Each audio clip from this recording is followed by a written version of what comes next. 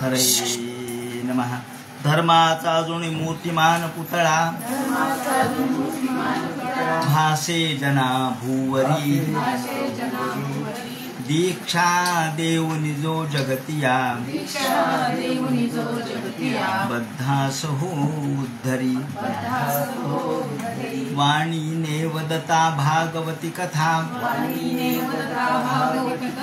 व्यासाप्रती भासला. तो हा गुरुश्री जनार्दन असा पाटांगणी शोभला. सद्गुरुनाथ महाराज की जय. हरे नमः. शुकय ऊचुः जय जय जय हजामजित दोष गृहीत गुणान् त्वमसि यदात्मना समवरुद्ध समस्त भगः. अगजगदोक सामखिल शक्तिव बोधकते वचित जयात्मना चरतो नुचरे निगमः. भगवान वेदव्यास वर्णन करून सांगू लागले. शुकाचार्य राजा परीक्षितीला आणि सूत शौनकादिकाला सांगतात. याप्रमाणे वेद अर्थात शब्द प्रधान असले तरी ते भगवंतापर्यंत ब्रह्मापर्यंत कसे पोहोचले, ब्रह्माचं वर्णन कसं करू शकतात असा प्रश्न परीक्षितीने विचारलेला आहे. आणि प्रश्न मार्मिक आहे, प्रश्न बरोबर आहे. कारण शब्द हा शेवटी साधन आहे आणि साधन हे समाप्त होत असतं. साधनाला मर्यादा आहे. कोणतंही साधन, अहो शिडी हे साधन आहे वरती जायचं, तेव्हा शिडी तुटते, शिडी खराब होते. शिडी नसली तर काय करणार. तेव्हा शिडी हे जसं साधन आहे, शरीर हे साधन आहे, ते नष्ट होणार आहे. तसं शब्द सुद्धा नष्ट होणार आहे. शब्दाला मर्यादा आहे, शब्द नष्ट होणार आहे. त्याचप्रमाणे शब्द हा शेवटी क्षणिक आहे. क्षणिकत्व जसा बुडबुडा क्षणिक आहे तसा शब्द क्षणिक आहे. उच्चारला मी शब्द संपला. मग शब्दाला नित्यत्व जर नसेल तर नित्य असणाऱ्या ब्रह्माचं वर्णन तो कसा करू शकतो. ज्याला अनित्यत्व आहे, जो स्वतःच अनित्य आहे, तो नित्याचं वर्णन कसा करील. जो स्वतः सगुण आहे तो निर्गुणाचं वर्णन कसा करील, असा प्रश्न परीक्षितीने विचारलाय. आणि म्हणून यावर शुकाचार्य महाराज म्हणतात बरोबर आहे तुझं. शब्द हा शेवटी जड आहे. जड म्हणजे शब्द रूप रसगंध स्पर्श हे जे पंच आपण तन्मात्रा म्हणतो किंवा पंचमहाभूत म्हणतो, हे सगळे जड आहेत. पंच तन्मात्रा सुद्धा जडच आहेत. मग शब्द ऐकू येतो म्हणजे तो कानाचा विषय, तो पाहता येतो लिहिल्यानंतर म्हणजे तो डोळ्याचा विषय. जर डोळ्याचा कानाचा पाहण्याचा विषय असेल तर तो जड झाला. आणि मग असा जड चैतन्याकडे कसा जाईल, तो चेतनाचं वर्णन कसा करू शकेल, असा वेदस्तुतीतला पहिला प्रश्न आहे. आणि यावर उत्तर देताना शुकाचार्य महाराज म्हणतात हे तुझं बरोबर आहे, परंतु शब्दाच्या ज्या 3 शक्ती आहेत अभिधा लक्षणा आणि व्यंजना, त्यापैकी अभिधा ही जड आहे, शब्दार्थ सांगणारी आहे. लक्षणा ज्यामध्ये सुद्धा जहल लक्षणा, अजहल लक्षणा आणि जहद जहल लक्षणा, या दृष्टीने तिसरी जी जहद जहल लक्षण आहे, भागत्याग लक्षण आहे, त्याच्या अनुषंगाने आपण विचार करावा लागतो. तिसरा मुद्दा ते सांगतात की शब्द जरी जड असला तरी त्याचं तात्पर्य म्हणजे अर्थ दिसत नाही. शब्द जरी पुसला तरी अर्थ पुसला गेला नाही. शब्द पुसून टाकला आपण अननस शब्द लिहिला गुरुजींनी, नंतर तो पुसून टाकला, शब्द पुसला, पण अननस म्हटल्यानंतर जो अर्थ आपल्या मनात निर्माण झाला तो अर्थ कुठे गेला हो, तो अर्थ नाही कुठे गेला. म्हणून शब्द जरी पुसला गेला, शब्द जरी ऐकू आला नाही तरी अर्थ आपल्या मनात ध्वनित होतो आणि याला ध्वन्यर्थ असं म्हणतात. 2 प्रकारचे अर्थ असतात, एक कोनोटेटिव्ह मिनिंग आणि एक डिनोटेटिव्ह मिनिंग. डिनोटेटिव्ह जे असतो तो शब्दार्थ असतो आणि कोनोटेटिव्ह जो असतो तो ध्वन्यर्थ असतो, ध्वनित होणारा अर्थ. आपल्या मनात काय ध्वनित व्हावं. काल आपण बघितलं की संध्याकाळ झाली असं म्हणल्याबरोबर एखाद्या गृहिणीला वाटेल चला दिवे लावायची वेळ झाली, ब्राह्मणाला वाटेल संध्या करायची वेळ झाली, राखी असणारा जो गुराखी त्याला वाटेल धारा काढायची वेळ झाली. संध्याकाळ झाली, एखाद्या प्रेयसीला वाटेल प्रियकराला भेटायची वेळ झाली, अहो संध्याकाळ झाली, साधा शब्द आहे, पण यातून प्रत्येकाच्या मनात जे अर्थ प्रगट होतात ते अर्थ त्याच्या भावनेतून प्रगट होतात. आणि ती भावना शेवटी भगवान ही सुद्धा भावनाच आहे. आपल्या अंतःकरणामध्ये भगवान याचं जे ब्रह्मरूपत्व आहे ते भावनेशिवाय नाही. ननु तर्कापने या असं म्हटलंय ना. उपनिषद काय म्हणतं? तर्काने भगवान कळत नाही, तर्काने ब्रह्म कळत नाही, भावनेने कळतं. आणि म्हणून मग पुढे शुकाचार्य म्हणतात, ज्याप्रमाणे आपण ढगावरून सूर्य जाणतो, सूर्य आपल्याला दिसला नाही पण सूर्याचा कवडसा पडला, सकाळच्या वेळेला सूर्याचं किरण पडलं, अरे सूर्य उगवला का की पाहायला का सूर्य तुम्ही? नाही पाहायला नाही. मग कसं कळलं सूर्य उगवला? अहो कवडसा सूर्याचं किरण याच्यावरून आम्ही जाणलं, म्हणजे तर्क केला. आणि याला म्हणतात सत्तर्क. तरी सत्तर्कवादू पद्म करू, भगवंतानी हातामध्ये तर्क, तोची परशु नीतिभेदू अंकुशू. तर्क हा परशु आहे. माऊलींनी वर्णन केलंय 6 हातांच्या गणेशाचं. सत्तर्कवादू पद्म करू वरदू. तेव्हा हा सत्तर्क आपल्यामध्ये दुरित गोष्टींचं क्षमन करणे, नाहीसं करणे आणि योग्य दृष्टिकोनातून विचार करणे याला म्हणतात तर्क. तर्कयामास चित्रधा. जेव्हा वराह परमात्म्याची उत्पत्ती झाली तेव्हा सगळे ब्रह्मर्षी बसले होते. त्यांनी पाहिलं, अरे ज्या अर्थी हा आत्ता छोटा होता आणि एकदम शिलागंड समाहा शैल एखाद्या पर्वताप्रमाणे मोठा झाला, त्या अर्थी हा देव असला पाहिजे. म्हणून तर्कयामास चित्रधा इथे तर्क शब्द वापरलाय भागवतकारांनी. तात्पर्य काय की तर्क हा जाणण्याचा विषय आहे. आणि या अर्थाने आपण जसं ढगावरून सूर्याची कल्पना करतो, ढग ज्या अर्थी जन्माला आले त्या अर्थी सूर्य असला पाहिजे, ज्या अर्थी ढग दिसतात त्या अर्थी सूर्य असला पाहिजे, त्याशिवाय ढग दिसणारच नाही. म्हणजे ढगाचा आधार कोण आहे? आधी आपण आधेयाचा विचार करतो. आपण पाहतो, वा घर फार चांगलं बांधलंय, वा वा छान घर बांधलंय, म्हणजे घराचा आधार चांगला असला पाहिजे. पाया पक्का दिसतोय, कशावरून? अहो घर चांगलंय म्हणजे पाया पक्का आहे. हे काय झाला? तर्क झाला, साधा तर्क आहे. म्हणून ते म्हणतात की तुम्ही शब्दाने भगवान कळत नाही, शब्दाने ब्रह्म कळत नाही, परंतु आपण तर्क करू शकतो. आणि म्हणून तर्काच्या वरून आपण सगुणाचं वर्णन करता येतं, निर्गुणाचं वर्णन करता येत नाही, पण निर्गुण हे सगुणाच्या तर्काने जाणता येतं. म्हणून संत महात्मे म्हणतात की निर्गुणाचे भेटी आलो सगुणा संगे. निर्गुणाची भेट घ्यायची आहे पण सगुणाच्या द्वारे आलो.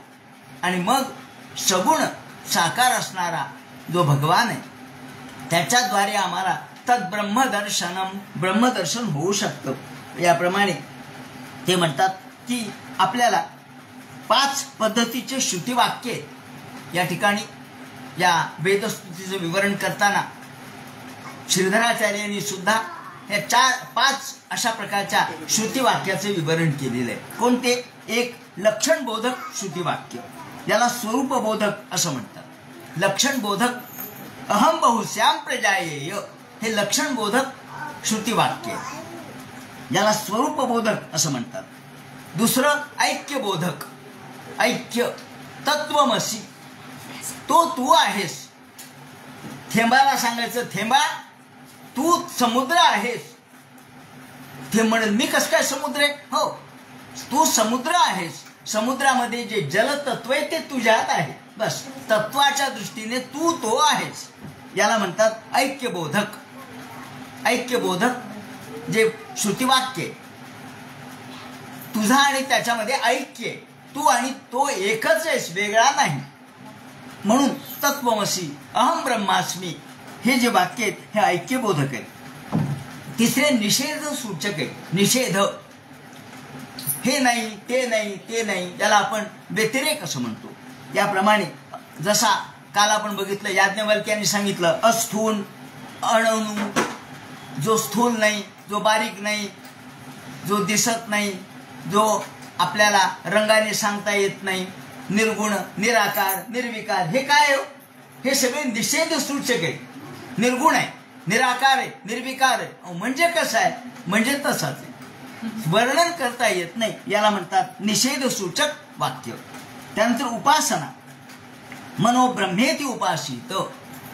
आपल्याला ब्रह्माची उपासना, सगळ्यात सूक्ष्म असणारं मन आहे. मन जरी इंद्रिय असलं आणि ते त्याच्यापर्यंत पोचू शकत नसलं तरी माऊली म्हणतात अति इंद्रिय परिभोगवी न इंद्रिया करवी. अति इंद्रिय असलं तरी मी इंद्रियाच्या द्वारे त्याचं भोगवीन. ते ब्रह्म मी ऐंद्रिय पातळीवर आणीन. त्या ब्रह्माचा मी आस्वाद घ्यायला लावीन. ते ब्रह्म कसं आहे त्याचा स्वाद. आणि म्हणून अमृतातेही पाहिजे जिंके ऐशी अक्षरेची रसिके मिळवीन. अक्षराच्या द्वारे हा अक्षर परब्रह्माचं साक्षात्कार मी घडू शकतो. त्यानंतर 5वं वाक्य आहे कर्मप्रतिपादक. कर्मप्रतिपादक म्हणजे आपल्याला प्रेरणा द्यायची. काय तर स्वर्ग कामो यजेत. स्वर्ग प्राप्त करायचा असेल तर आधी यजन करा. म्हणजे यातून आपण प्रवृत्ती, त्याला प्रवृत्तीकारक म्हणतात. आणि कर्मवाचक किंवा कर्म प्रवृत्तीकारक जे वाक्य असतात ते प्रारंभीच्या संदर्भातले असतात. याप्रमाणे निरुपाधिक असणाऱ्या भगवंताचं सोपाधिक आपल्याला वर्णन करता येणं शक्य आहे. आणि याला उत्तर त्याने दिले शाखा चंद्र न्यायाने. बस एवढंच उत्तर आहे. आपल्याला चंद्र पाहायचा आहे, चंद्र दाखवायचा आहे. कुठे हो चंद्राची कोर? बारीक चंद्राची कोर द्वितीयेची दिसत सुद्धा नाही. अहो म्हणले ते झाड पाहिलं का? कोणतं? ती लिंबाचं झाड. आता लिंबाचा झाडाचा चंद्राचा काय संबंध आहे? काहीच नाही. पण त्या लिंबाच्या झाडाची ही फांदी इकडं उत्तरेकडे आलेली पाहिली का? बरं पाहिली. त्या फांदीच्या मध्यावर लक्ष द्या. हा, आणि त्याच्या पुढे पहा चंद्र दिसतो का? हो. मग लिंबाचं झाड कशाला सांगितलं? अहो चंद्र दाखवायचा तर तुम्हाला स्थूल गोष्टी दाखवाव्या लागतील. म्हणून आधी स्थूल रूपाचं वर्णन केलंय. शुकाचार्यांनी द्वितीय स्कंधामध्ये जे स्थूल रूपाचं वर्णन केलंय, हा समुद्र आहे, ह्या नद्या आहेत, हे पर्वत आहेत, हे वृक्ष आहेत, ही पृथ्वी आहे, आकाश आहे, हे स्थूल का? अहो स्थूल रूपाकडून सूक्ष्म रूपाकडे जायचं असतं. म्हणून जेव्हा एखादा लहान मुलगा किंवा मुलगी शाळेमध्ये जाते तेव्हा पाटीवरती तिला एक आकडा काढायला लावतात गुरुजी किंवा त्यांच्या मॅडम. एक काढा एक काढा म्हटल्यानंतर त्याला एक कळत नाही. मग एक म्हणजे आपण सांगतात की छत्री काढा. छत्रीचा जो गज आहे तो काढा. आता छत्रीचा आणि एकाचा काय संबंध आहे? काही नाही. छत्री आणि एक काही एक नाहीये. पण असं छत्रीसारखं काढा असं म्हटल्यानंतर पोरांनी छत्री पाहिलेली असते म्हणून ते छत्रीसारखं आकार देऊन खाली रेग ओढतात. त्याप्रमाणे आधी अर्धचंद्राकार रेग देऊन खाली ओढतात आणि मग पाठीभर एक काढला जातो. काढला काय एक, मग गिरवा. त्याला हाताला धरून गुरुजी पंते हाती धरली पाटी. आपल्यासारख्या सामान्य अज्ञानी लोकांसाठी पंतांनी जशी हातात पाटी धरावी तशी संतांनी शब्दरूपी पाटी हातात धरलीये. वास्तविक संतांना शब्दाची गरज नव्हती. संतांनी अभंग का लिहिले यावरचं उत्तर आहे. का बरं ज्ञानेश्वर महाराजांनी तुकाराम अभंग लिहिले? काय त्यांना प्रसिद्धी पाहिजे होती का? नाही. अहो ते तुमच्यासाठी लिहिली, कारण आम्हाला तर कळालंय पण तुम्हाला कळलं पाहिजे. हा जो आनंदाचे डोही आनंद तरंग, आनंदाची अंग आनंदाचे, हा जो अनुभव आहे तो तुम्हाला कळला पाहिजे. आणि तुम्हाला फक्त शब्दाने कळू शकतो, आम्हाला त्यातला तात्पर्याने कळाला. पण आम्ही जर आमच्याच मनात ठेवलं तर तुम्हाला कळणार नाही. म्हणून त्यांनी या शब्दरूपाची पाटी आपल्या समोर ठेवली आणि एक काढायला लावला, एक गिरवायला लावला. आणि मग याप्रमाणे काही पाठ केली संतांची उत्तरे. का बरं अभंग रोज म्हणायचे? सकाळी उठून काकडा का म्हणायचा? अभंग का म्हणायचे? अहो तुम्ही जर पाठ केलं तर कुठेतरी मेंदूत बसेल, कुठेतरी आपल्या तोंडात बसेल आणि ते आपण गुणगुणू. म्हणून जसं आपण लहान मुलाला गिरवायला लावतो तसं हे गिरवणे. आपण पहिलीतच बसलोय, बालवाडीतच बसलोय, हे गिरवायला लागलो. आणि म्हणून स्थूल रूप आधी दाखवलं, मोठा एक काढला. नंतर तो मुलगा 12वीत गेला. अरे ही बघितलं का तुझी लहानपणची वही बालवाडीतली? पहा ना केवढा एक काढलाय. आणि आता तू बारीक काढतोस. हो म्हणलं आता मला सवय झाली. आता बारीक सूक्ष्मता कुठपर्यंत? जोपर्यंत 10-12 वर्ष त्याचे त्या जात नाहीत तोपर्यंत सूक्ष्मता येत नाही. तसं आधी आपण स्थूलाकडून मग सूक्ष्माकडे जायचंय. याप्रमाणे या स्थूलाकडून शाखाचंद्र न्यायाने त्यांनी सांगितलं. अशा पद्धतीने आपल्याला सांगण्यात आलं. सांगायचं एक असतं आणि आपण म्हणतोय एक. शब्द अशाच प्रकारचे असतात. एखादा विचारतो, का हो तुम्हाला डायबिटीस झाला वाटतं? हो. काय पथ्य सांगितलं? मग पथ्य साखर आहे बरं का, मला पथ्य. अहो साखर पथ्य नाहीये, साखर अपथ्य आहे. काय हो म्हणजे? शुगर? हो शुगर आम्हाला सांगितली. म्हणजे पथ्य काय? साखर. अहो साखर पथ्य नाही, साखर अपथ्य, गोड अपथ्य. पण काय म्हणले? हार्टचं ऑपरेशन झालं, मग काय सांगितलंय? तेल तूप. तेल तूप वर्ज्य आहे, तेल तूप खायचं सांगितलं नाही. म्हणून आपण जेव्हा पथ्य विचारतो तेव्हा आपण अपथ्य सांगतो. तात्पर्य असे की माणसं व्यवहारामध्ये उलट सांगत असतात आणि म्हणून शब्दाला आपण मर्यादित अर्थाने स्वीकारलं पाहिजे. ते म्हणतात आपण जसं काल आपण सांगितलं, शून्य जरी आपल्याला दाखवायचं झालं, शून्य दाखवायचे. शून्य म्हणजे काही नाही, नथिंगनेस. मग नथिंगनेस, शून्यत्व काय दाखवावं? शून्य म्हणजे मग आपल्याला एक टिंबक आहे, हे शून्य आहे. शून्य जरी दाबावे लागले तरी तेथ बिंदूले पाहिजे एक केले, माऊली म्हणतात. शून्य जरी तुम्हाला दाखवायचं झालं तरी एक बिंदू काढावा लागतो, हे शून्य आहे. मग शून्य म्हणजे तर काही नाही म्हणतात आणि तरी तुम्ही काहीतरी दाखवतात. हो, हे दाखवावंच लागतं. का? ते म्हणतात तैसे अद्वैत सांगावे बोले परी द्वैत कीजे. अद्वैत सांगता येत नसतं, म्हणून बोलत असताना द्वैत भाषेतच बोलावं लागतं. अद्वैत भाषया या ठिकाणी आपल्या पंचदशिकार म्हणतात की तुम्हाला चोद्यम वापरिहारो वा क्रियते क्रियंते द्वैत भाषया. काही बोलायचं झालं तर द्वैताशिवाय बोलता येत नाही. अद्वैत भाषया, अद्वैताची भाषाच शक्य नाही. आणि म्हणून उदाहरण असं दिलेलं एका ठिकाणी की जेव्हा एखादा ज्ञानी, तत्वज्ञानी, शांत, परिपूर्ण ज्ञानी झालेला असतो. चित्र, एक चित्र आहे, काय म्हणे? चित्र वटो तरोर तरेर मूलम. एक वडाचं झाड आहे आणि या वडाच्या झाडाच्या खाली मुळाच्या जवळ दोघं जण बसलेले. दोघं जण कोण आहेत? एक गुरु आहेत, एक शिष्य. पण गंमत अशी आहे की गुरु वृद्धा, शिष्यास गुरु युवा. शिष्य वृद्ध आहे आणि गुरु युवा आहे. वा म्हणले, हे गुरु युवक आहे. असू शकतात ना, 1400 वर्ष जगलेला चांगदेव आणि 9 वर्षाची 10 वर्षाची चिमुरडी मुक्ताबाई त्यांची गुरु आहे. 1400 वर्ष कुणीकडे आणि 8-9 वर्ष कुणीकडे. तेव्हा वृद्धा शिष्या गुरु युवा. मग काय चाललंय त्यांचं बोलणं? म्हणले बोलणं काही कळत नाही. काय चाललंय? बोलत असतील ना काहीतरी, रिकामे थोडंच बसले. म्हणले नाही, बोलतात. मग काय बोलतात? गुरुस्तु मौनम व्याख्यानम. गुरु व्याख्यान देऊ लागलेत. कशाने? मौन. व्याख्यान द्यायलेत पण मौन बसलेत, बोलत नाहीत, अबोलपणाने बसलेत पण व्याख्यान देऊ लागलेत. गुरुस्तु मौनम व्याख्यानम आणि शिष्यस्तु छिन्न संशय. आणि शिष्य म्हणतो बस माझा संशय संपला. कसं काय म्हणले? हे कसं काय? अहो शब्दे वीण संवादू दुजे वीण अनुवादू. हे शब्दाच्या पलीकडचं आहे.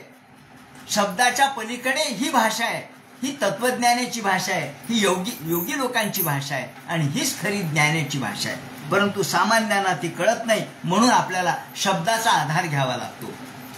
अनुवाद त्याच्याशिवाय शक्य नाही. आणि म्हणून पहिल्यांदा भगवंताचा जय जयकार केलेला आहे. हे भगवंता तुमचा जय जयकार असो. ते म्हणतात मात्रार्थंच भावार्थंच आत्मने कल्पना यच. भगवंतानी हे विश्व का निर्माण केलं? तर ते म्हणतात मात्रार्थंच भावार्थंच. संसार हा जीवाला का निर्माण केला? तर या त्रिविध तापातून त्याला दुःखाचं स्वरूप कळावं आणि त्यातून सुख दुःख याचा अनुभव घेऊन मग तो आत्मने कल्पनायच, तो अकल्पन म्हणजे अर्थात मोक्ष, तो मोक्षाचा अधिकारी व्हावा. म्हणून इंद्रियाच्या द्वारे त्यांनी विषय भोगावेत आणि विषय भोगून त्यांनी संसार करून मग ज्ञान प्राप्त करावं. आणि मुक्त व्हावं या दृष्टीनेच त्याला सांगितलेलं आहे. ते म्हणतात त्याच्याशिवाय त्या पंचदशीकारांनी म्हटलंय ईश कार्यम जीव भोग्यम. हे विश्व देवाचं कार्य आहे आणि जीवाचं भोग्य आहे. जशी कन्या आईवडिलांची कन्या मुलगी ती त्याचं कार्य आहे आणि जावयाला ती दिली ती भोग्य आहे जावय. म्हणून कन्या सासुरासी जाये मागे परतुनी पाहे तैसे झाले माझ्या दिवा केव्हा भेटसी केशवा. याप्रमाणे ते म्हणतात जीव भोग्यम. जीवाला भोगायला लावलं परंतु हे कशासाठी त्याने मुक्त व्हावं म्हणून भोगायला लावलं. या दृष्टीने ते म्हणतात आता श्रुतीचं वर्णन करायला लागलात आणि श्रुतीचं वर्णन करताना जय जय जय हजामजित दोष गृहीत गुणान. हे भगवंता तुमचा जय जयकार असो. तुमचा जय जयकार यासाठी की हे सगळं विश्व आपणच निर्माण केलेलं आहे आणि आपणच या विश्वाचे आधार आहात. त्वमसी यदा आत्मना समवरुद्ध समस्त भगा. तुम्ही संपूर्ण शक्ती आत्मसात करून भग म्हणजे सामर्थ्य तेज हे सगळं आत्मसात करून तुम्ही ही विश्व निर्माण करता आणि ही माया आम्हाला रूप वेगवेगळे प्रगट करून आम्हाला फसवते. ते म्हणतात दोष गृभीत गुणान. गृभीत म्हणजे दोषाचं पांघरून घेते. दोष म्हणजे गुण. दोष या शब्दार्थ दोष नसतो. आपण चंद्राला दोषाकर म्हणतो. दोषाकर हे चंद्राचं नाव आहे. म्हणजे काय हो, जो चांदण्यांचा समुद्र आहे. आकर म्हणजे साठा. जो चांदण्यांचा गुणांचा साठा आहे. 16 गुणांचा साठा चंद्राजवळ आहे म्हणून चंद्राला दोषाकर असं म्हणतात. तेव्हा दोष म्हणजेच गुण. गुण आणि दोष हे दोन्ही एकाच अर्थाचे शब्द आहेत. जसं नाणं दोन्ही बाजूनी आपण बघतो नाण्याच्या 2 बाजू असतात तसं गुण आणि दोष हे एकाच गोष्टीचे मायेचे हे वैशिष्ट्य आहे. गुण आणि दोष. तर माया काय करते गुण किंवा दोष आपल्या अंगावर पांघरून घेते. दोष गृभीत गुणान आणि ती गुणवती होते. जी भगवंताची माया. हे भगवंता ही माया कशी आहे तर ती अविद्या ही स्वैरिणीप्रमाणे ती हावभाव करते आणि परपुरुषाला जशी मोहित करावी तशी ही माया सत्वादी गुण धारण करते आणि जीवाला मोहित करते. मात्र तुम्हाला ती मोहित करू शकत नाही कारण तुम्ही तिच्या ताब्यात नाहीयेत. तुमच्यावर तिचा ताबा चालत नाही. जीव मात्र तिच्या ताब्यात आहे आणि ती मात्र तुमच्या ताब्यात आहे. हा फरक आहे. मग माया ही तुमच्या हातात आहे. म्हणून तुम्हाला विनंती करतो की या मायेपासून आमचं रक्षण कर. कारण ही माया अनेकविध गुण धारण करते आणि म्हणून जीवाला पराधीनत्व प्राप्त होतं. आणि शिव हा मुक्त आहे. शिव हा नित्यमुक्त आहे. गुण हा पराधीन आहे. वास्तविक जीव आणि शिव याच्यात काही फरक नाही. शिव हा षड्गुणैश्वर्य संपन्न आहे आणि जीव मात्र 6 दोषांनी युक्त आहे. राग लोभ प्रेम मत्सर वगैरे ज्या भावना आहेत षट दोष षट शत्रू यांनी तो व्याप्त आहे. याप्रमाणे हे पांघरून तो फक्त पाहतो. खोळ बुंधी घालोनी खुणाची पालवी. माऊलीने शब्द वापरलाय ना. पांडुरंगाकडे पाहताना खोळ बुंथी घेऊनी खुणाची पालवी. देवा खोळ म्हणजेच बुंथी आणि बुंथी म्हणजेच खोळ. दोन्हीचा शब्दाचा अर्थ एकच आहे. मराठीमध्ये किंवा आपल्या कुठल्याही भाषेमध्ये अशा प्रकारचे शब्द असतात ज्याला एकाच वेळेला 2 शब्द आपण 2 वापरतो. आपण म्हणतो बाजार हाट. आपण बाजार हाट का. बाजार म्हणजेच हाट आणि हाट म्हणजेच बाजार.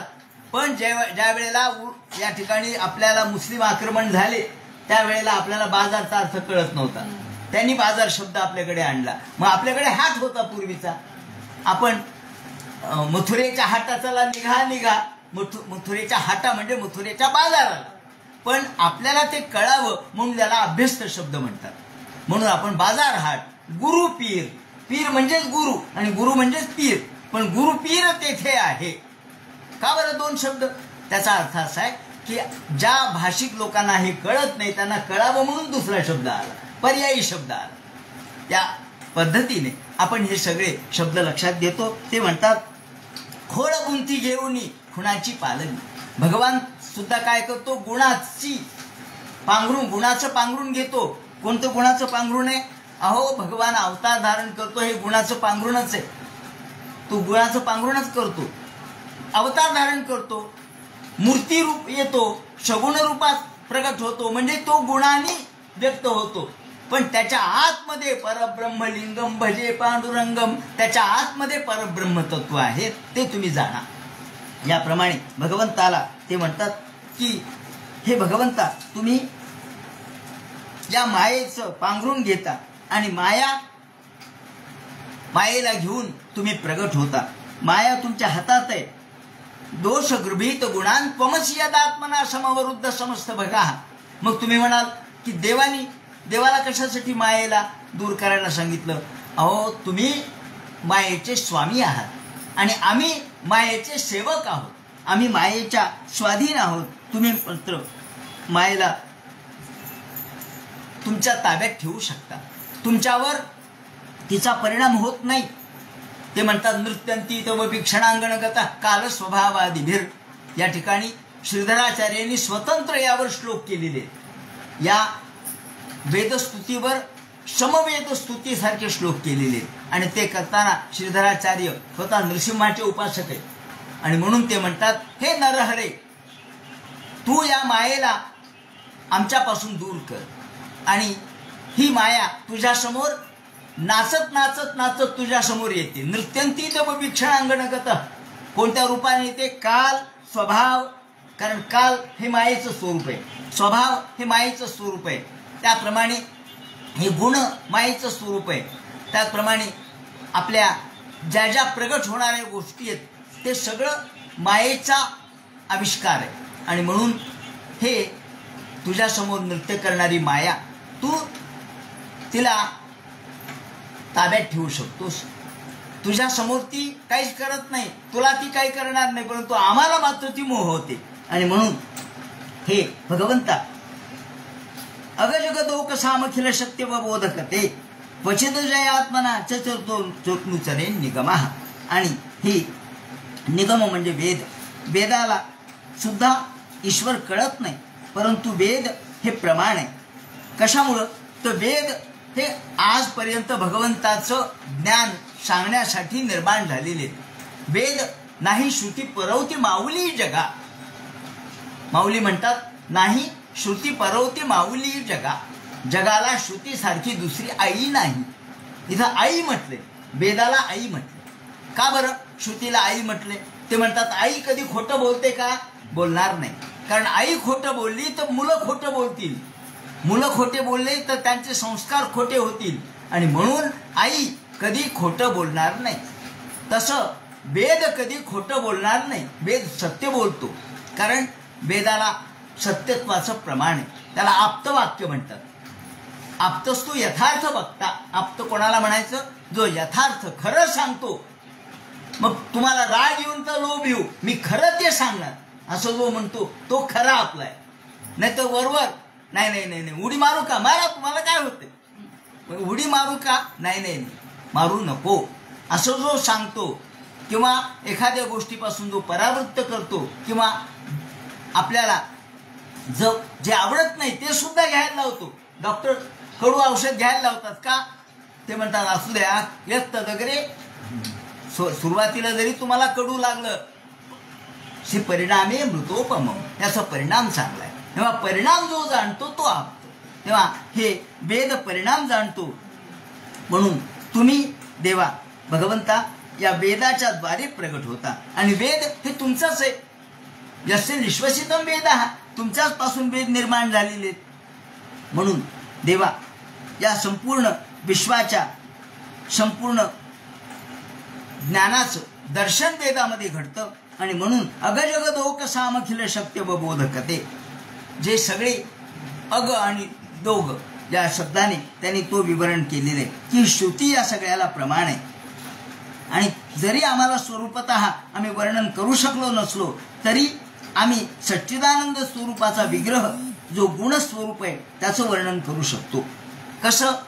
तर ज्या अर्थी आपण म्हणतो ना, हे विश्व ज्या अर्थी निर्माण झालं त्या अर्थी त्याचा कोणीतरी करता असला पाहिजे. नाही नाही आपोआपच झालो, अहो हे घर नाही आपोआपच उभं राहिलं. आपोआप कसं उभं राहील? कुणीतरी घर निर्माण केलं, कुणीतरी बांधलं. तसं यतोवा इमानी जायंते भूतानी, ज्या अर्थी हे पंचमहाभूतात्मक विश्व निर्माण झालं, जे त्याच्यामध्ये त्याच्या शक्तीने जगतं आणि जे त्याच्यात विलीन होतं त्याला ईश्वर असं म्हणायचं. म्हणून ते म्हणतात बृहद उपलब्ध मिळतपर्यंत शेषतया, आणि संपूर्ण विश्व नष्ट झाल्यानंतर जो शिल्लक राहतो तो तुम्ही आहे. शेषतया देवा, या संपूर्ण विश्वाचं संपूर्ण विलीनीकरण तुमच्या शरीरात होतं प्रलयकाली, आणि जरी शिल्लक राहिलं तर तो तुम्हीच शिल्लक राहता. शेष जयताद शेषः, जे शिल्लक राहतं ते तुमचं स्वरूप असतं. म्हणून यत उदय अस्तमयो विकृतेर्मध्ये वा विकृतात, यत ऋषयो तो मनोचरितम. ते म्हणतात इंद्र, वरुण, अग्नी ही सगळी तुझीच रूप आहेत. आणि उदयास्ताचे प्रमाणे, ज्याप्रमाणे सूर्य प्रत्यक्ष चालत नाही, सूर्य चालतो का? नाही चालत. पण आपण म्हणतो सूर्य उगवला, सूर्य मावळला. हे कशामुळे म्हणतो? वास्तविक सूर्य उगवतही नाही आणि मावळतही नाही. बरं, आजही आपल्याला कळलं तरी सुद्धा आपण हे गृहीत धरतो का? व्यवहार त्याच्याशिवाय होत नाही. माऊलींनी म्हणून शब्दखंडन केलेल्या अमृतानुभवामध्ये आधी शब्दाचं महत्व सांगितलंय. फार माऊलींचं कमाल आहे. त्यांनी सुरुवातीला सांगितलं अहो शब्दांचं महत्व किती आहे, की ज्या शब्दाचं ऋण आपण देवऋण मानतो, पितृऋण मानतो, ऋषीऋण मानतो, यांनी शब्द ऋण मानलंय. कारण शब्द आहेत म्हणून मी बोलू शकतोय. जर मी शब्द शिकलो नसतो तर मी कसं बोललो असतो? म्हणून शब्दांनो, तुमचे माझ्यावर उपकार आहेत. मला अमृत अनुभव लिहायला संधी मिळाली. शब्दांचे उपकार मानले, आणि एकदा शब्दांचे उपकार मानले, वाचारून प्रगट केलं. आणि वाचारून प्रगट करताना एक फार सुंदर दृष्टांत दिलाय अमृतानुभव स्वतंत्र चिंतनाचा विषय. त्याने उदाहरण असं दिले की जसा एखादा ऋणको, ज्याला आपण व्याजाने पैसे दिलेले असतात, आणि तो धनकोकडे येतो. आल्यानंतर धनको त्याला म्हणतो नाही चला दिवाळी आली, माझे पैसे टाक. तो म्हणतो महाराज माझ्याजवळ पैसे नाही येतो, अहो सगळं या पावसाने गेलं, काय करावं, माझं नुकसान झालं. तो हात जोडतो, नमस्कार करतो, चुकलं माझं, मी आता देऊ शकत नाही, माझ्याजवळ काही नाही. तो जसं साष्टांग नमस्कार घालतो तसं माऊली म्हणतात हे शब्दांनो मी साष्टांग नमस्कार घातला का? तर तुमच्यामुळं मी या ठिकाणी बोलू शकलो, माझ्याजवळ काही नाही. ऋणकोची प्रतिमा फार सुंदर उभी केली माऊलींनी. तेव्हा ते जसं ते म्हणतात हा शब्द उदयास्तमयो विकृते मृदी वा विकृतात. उदय आणि अस्त हे सगळे विकृती आहेत. प्रत्यक्षात ती खरी नाहीये. ती उदय आणि अस्त, निर्माण होणे आणि संपणे, हे केवळ भौतिक गोष्टीमुळे, हे त्याच्या उदय होणं आणि नष्ट होणं. आपण उदाहरण माऊलींनीच दिलेले ते सांगतो. आपण महादेव करतात, कशाचं म्हणले? वाळूचा महादेव केला, मृत्तिकेचा महादेव केला, वाळूचा महादेव केला, नदी किनारी 2 महादेव केल्यानंतर आता महादेवाची पूजा केली, त्याला फुलं वाहिले, त्याला बेल वाहिला, आणि झाली आता पूजा. आता विसर्जन करा म्हणे. विसर्जन केलं. कशाचं विसर्जन झालं हो? ते म्हणतात पूजा महादेवाला पावली, पार्थिवाचं विसर्जन झालं. निर्माण तुम्हीच केला महादेव, आणि विसर्जितही तुम्हीच केला. मग पूजेला काही अर्थ नाही का? पूजेला अर्थ आहे. पूजा मनोभावे तुम्ही केली, पूजा देवाला पावली, आणि वाळूमध्ये एकरूप झाली. वाळूत गेली, पूजा मात्र देवाला पावली. त्याप्रमाणे निर्माण आणि नष्ट होणं हे दोन्ही केवळ वा विकृतात, ही केवळ विकृती आहे. जन्म ही विकृती आहे. जन्माला आलं, नष्ट झालं. हे कशावर? तर भगवंता तुमच्या अधिष्ठानावर याची निर्मिती होते. हा मुद्दा त्यांना सांगायचा आहे. भगवंता तुमच्या अधिष्ठानावर या विश्वाची निर्मिती होते, विश्वाचं पालन होतं आणि विश्वाचा संहार होतो. म्हणून ते म्हणतात की यतो उदय असतं मयो विकृते मृदी वा विकृतात. मृदी म्हणजे मृद म्हणजे माती. जसं मातीची वस्तू आपण निर्माण करतो, मातीचा माठ निर्माण केला आणि तो फुटला, मातीत विलीन झाली. पण हे सगळं केवळ माती ही मूळ तत्व आहे. मूळ तत्व कधी नष्ट होत नसतं.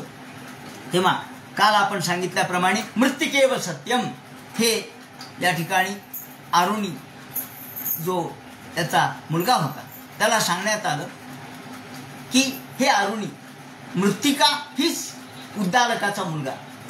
हे उद्दालकाचा मुलगा जो आरुणी होता त्याला सांगितलं त्याच्या वडिलांनी की हे उद्दालका, हे औद्दालका, माती तेवढी सत्य आहे, बाकी सगळं वरवरचे रूप हे खोटे.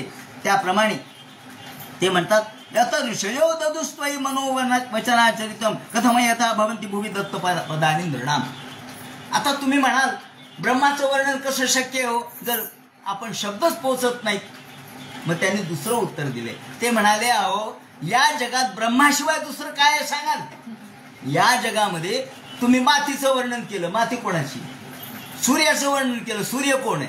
चंद्राचं वर्णन केलं, चंद्र कोण आहे. अहो प्रकाश रूपाने भगवान तोच आहे, अस्तित्व रूपाने तोच आहे. आणि म्हणून कथम यथा भवन्ति, एखादा माणूस म्हणला की मी विमानात बसलोय, आता मी पृथ्वीवर पाय कुठे ठेवला सांगा, असं जर तो म्हणला तर त्याचं म्हणणं जसं मूर्खपणाचं आहे. का म्हणजे अहो विमानातला पत्रा कुठून आला. पत्रा हा पृथ्वीचा भाग आहे, ज्याला आपण पृथ्वी तत्व म्हणतो, ज्याला आपण पृथ्वीपासून निर्माण झालेलं म्हणतो. हा पृथ्वीपासून निर्माण झालेला जर असेल तर हा पत्रा सुद्धा भूमीचाच भाग आहे. आणि तुम्ही विमानात बसला म्हणजे भूमीवरच बसलात. जर तुम्ही म्हटलात मी झाडावर चढलोय, मी कुठं जमिनीवर आहे, मग झाड कशाचं आहे. झाड जमिनीचाच भाग आहे, कारण लाकूड हे जमिनीचं तत्व आहे. त्यामुळं ते म्हणतात कथम यथा भवन्ति भूमी दत्त पदानि नृणाम.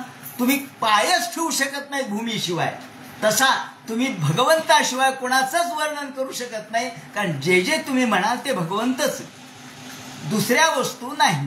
कारण ईश्वर सर्वभूतानां हृदयेषु अर्जुन तिष्ठती असं जर असेल तर सर्वत्र जर भगवंतच असेल.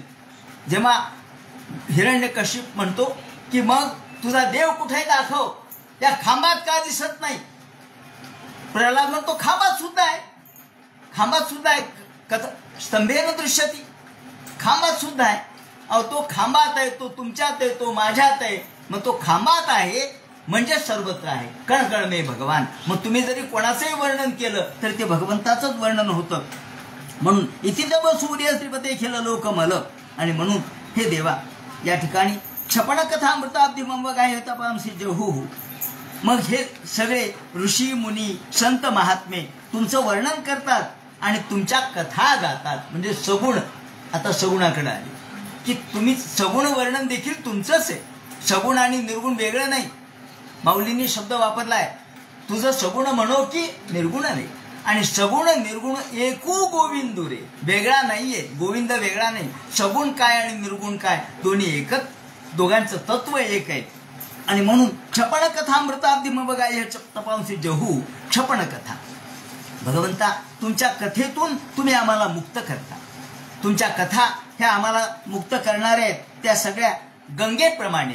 ह्या कथा कशा आहेत तर कथामृताब्धी मवगाह्य.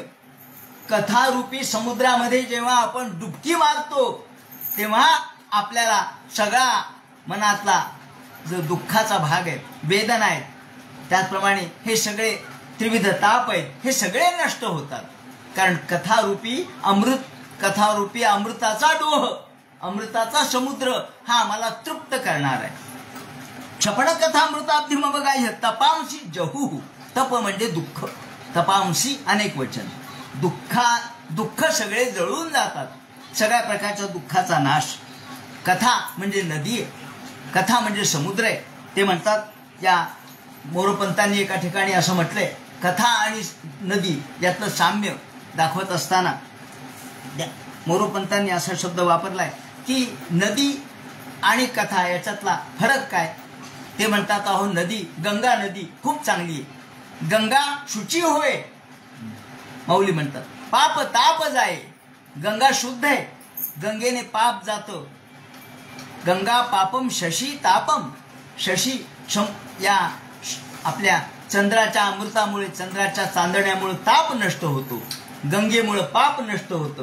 पण म्हणले काय, पण काय, पण तुम्ही जा गंगेवर स्नानाला, तुम्हाला कळेल हरिद्वारला गेलं तरी सुद्धा असा प्रवाह जोरात असतो, काशीला गेलं तरी प्रवाह जोरात असतो. तिथे साखळ्या असतात, धरावं लागतं. तिथं साखळ्या गच्च धरून डुबकी मारावं लागते आणि साखळी सुटली की आपण प्रवाहात वाहत जातो, पुन्हा परत येत नाही. ते म्हणतात गंगेमध्ये तेथं आहे बुडणे एक. गंगा चांगली आहे, शुद्ध आहे, पवित्र आहे, पण बुडण्याची भीती आहे. पण कथारूपी गंगा अशी आहे की ज्याच्यात बुडलं तरी माणूस तरतो. त्याला पोहता येत नसलं तरी तरतो. का? अहो, भगवंताच्या कथेचा चमत्कारच असा आहे की कथा ही बुडवत नाही, ती तुम्हाला संसारातून तारते. म्हणून ते म्हणतात क्षपण कथामृताब्दी तपांसी जहुहु. याप्रमाणे किमुत पुनः स्वधाम विद्युताशय कालगुणाः परम भजन्ति पद सुखानुभवम. अजस्र सुखानुभवम. आम्हाला जर भगवंताच्या सुखाचा, भगवंताच्या या आनंदमय अवस्थेचा अनुभव घ्यायचा झाला, कारण भगवान ब्रह्म कसं आहे? आनंदमय आहे. ब्रह्म परमानंद म्हणजे ब्रह्माचं स्वरूप आहे. हे परमानंदमयता ही स्वधाम विद्युताशय कालगुणा. माया जेव्हा नष्ट होते तेव्हा आपल्याला जरा आणि मरण हे दोष नष्ट होतात आणि मग मात्र आपण अखंड आनंद रूप अशा भगवंताच्या स्वरूपामध्ये तल्लीन होतो. हा स्वरूपानुभव आहे. भगवंताचा स्वरूपानुभव, भगवंताच्या स्वरूपाचा अनुभव. स्वरूप कसं आहे? सच्चिद आनंद हे स्वरूप आहे. आणि या स्वरूपाचा आनंद जेव्हा प्राप्त होतो तेव्हा कशाचंच भान राहत नाही. नको तुझी मुक्ती, नको तुझी भक्ती, मजा आहे विश्रांती वेगळीच. नामदेव महाराज म्हणतात, ए देवा मला तुझी मुक्ती नको, तुझी भक्ती नको, तुझी भुक्ती नको. भुक्ती म्हणजे सांसारिक सुख. नको तुझी मुक्ती, नको तुझी भुक्ती, मजा आहे विश्रांती वेगळीच. आता ही वेगळी विश्रांती काय? माझे मज कळले, माझे मज कळले, माझे मज कळले प्रेम सुख. मला या प्रेमाचा अनुभव आला, तो मला हा सांगता येत नाही. हे जे आनंद आहे तो तोंडाने व्यक्त करता येत नाही, तो व्यक्त करता येत नाही, म्हणूनच तो भगवंताचा अनुभव आहे. इति तव ते म्हणतात धृतयैव वृषाच श्वसंते भृतो यदि तेनु विधा महदमादयोंड मसृजन यदनुग्रहतः. हे पंचकोश या ठिकाणी श्वसंते भृत. जर आपण जीव मानवी जन्माला आलोय आणि या मानवी जन्मामध्ये जर आपण भगवंताच्या या ज्ञानाचा अनुभव घेतला नाही, स्वरूपाचा अनुभव घेतला नाही, तर आपला जो श्वास चाललेला आहे ना, तो श्वास म्हणजे काय? लोहाराच्या घरचा भाता आहे. श्वास चाललाय, लोहाराच्या घरचा आहे, भाता चाललेलाच असतो. त्याप्रमाणे स्कंद 2 मध्ये सुद्धा याचं विवरण केलेलं आपण पाहिलेलं आहे की हा लोहाराच्या घरचा भाता आहे. तो भाता जसा चाललेला आहे तसा आपल्या छातीतला भाता आणि हा काही फरक नाही. म्हणून धृतयैव श्वसंते सुभृतो यदि तेनु विधा. जर तुमचा अनुभव या ठिकाणी घेतला नाही, फक्त खा पी मौज कर एवढ्या पुरतं जर आम्ही जीवन जगलो तर जीवनाचं साफल्य नाही. जीवनाचं सार्थकत्व कशात आहे, साफल्य कशात आहे?